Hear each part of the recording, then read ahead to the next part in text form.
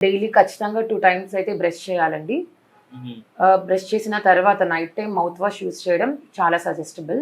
హుహు. అండ్ ఎప్పుడు ఏమి తిన్నా కూడా వెంటనే మౌత్ వాష్ చేసుకోవాలి. హుహు.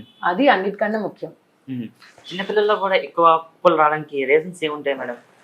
అంటే పిల్లల్లో జనరల్‌గా తింటూ పడుకుని పోవడం, లేకపోతే పాలు తాగుతూ పడుకుని పోవడం, తిన్న వెంటనే పడుకుని పోవడం, అంటే వాళ్ళు మౌత్ వాష్ చేసుకోరు. ఇది హుహు. మెయిన్ రీజన్ పళ్ళు పుచ్చిపోవడానికి.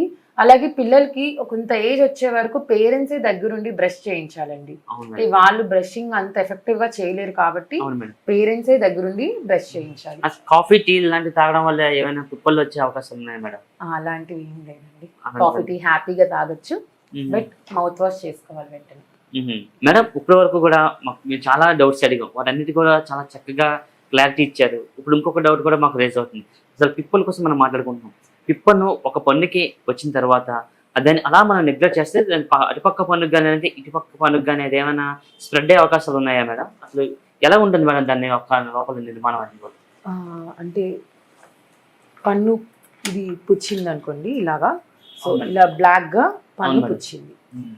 ఈ పుచ్చి ఇక్కడికి గాని స్ప్రెడ్ అవ్వదు. హుహు. కానీ ఇక్కడ ఫుడ్ ఉండిపోతే ఖచ్చితంగా ఈ పళ్ళు కూడా పుచ్చిపోతాయి. అంటే హుహు. ఇది జంప్ అవ్వదు గానీ ఇక్కడున్న ఫుడ్ ఇన్ఫెక్షన్ అయ్యి హుహు. ఈ పన్ను పుచ్చుతుంది. హుహు. అంటే మనం ఇప్పుడు ఎంత పన్ను పుచ్చిపోయినా సరే, ఏ పన్నయితే పుచ్చిపోయిందో దానికే ఉండిపోతుంది. అవును. అటుపక్క ఇటుపక్క వెళ్ళదు. వెళ్ళదు. కానీ ఆ హాబిట్ వాళ్ళకి అదే ఉంటుంది కాబట్టి హ్మ్. ఒకటి దాని తర్వాత ఒకటి పుచ్చిపోతూ ఉంటాయి. అవును మేడం. Thank you madam. చాలా మాకు అంటే పిప్పళ్ళు అంటే మాకు ఒక రకమైన అపోహ ఉంటుంది అందరికి కూడా. అంటే ఇలా మీరు చెప్పారు. కన్ను పోతుందా? లేదా నరాలకి ఏమైనా డ్యామేజ్ అయ్యే అవకాశాలు ఉన్నాయా? అని చాలా రకాల డౌట్స్ కూడా చాలా చక్కగా క్లారిటీ ఇచ్చడం చాలా థాంక్స్ మేడం. సో మేడం గారైతే మాత్రం లహరి మేడం గారు చాలా చక్కగా అయితే మనకి ఎక్స్‌ప్లెయిన్ చేయడం జరిగింది. అసలు పిప్పళ్ళు ఎందుకొస్తాయి? రాకుండా ఉండడానికి ఎలాంటి జాగ్రత్తలు తీసుకోవాలి? పళ్ళు హెల్తీగా ఉండాలంటే ఎలాంటి పేస్టులు వాడాలి? అనే విషయాలు అయితే మాత్రం లహరి మేడం గారైతే చాలా చక్కగా అయితే మనకి ఎక్స్‌ప్లెయిన్ చేయడం అయితే జరిగింది. సో ఇది ఇక్కడ పరిస్థితి. కెమెరా పర్సన్ సుధీర్‌తో ప్రశాంత్, మనం టీవీ, విశాఖపట్నం.